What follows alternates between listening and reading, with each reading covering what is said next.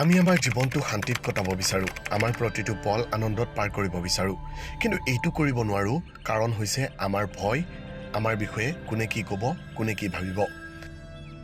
আমি পৃথিৱীলৈ অকলেই আহিছোঁ, অকলেই যাম, তেন্তে জীয়াই থকাৰ সময়ত গোটেই সংসাৰৰ কথা চিন্তা কিয় কৰোঁ? মাত্ৰ আনৰ অহিত নকৰিব, সেইটো ধ্যান ৰাখিব।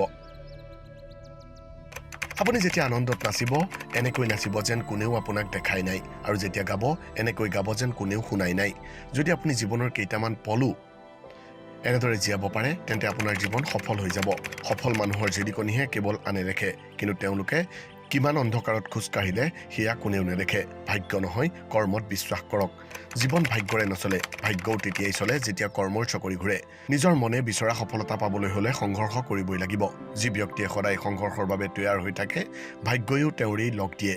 যি ব্যক্তিয়ে নিজৰ চিন্তাধাৰা সলনি কৰিব নোৱাৰে, তেওঁ একো সলনি কৰিব নোৱাৰে।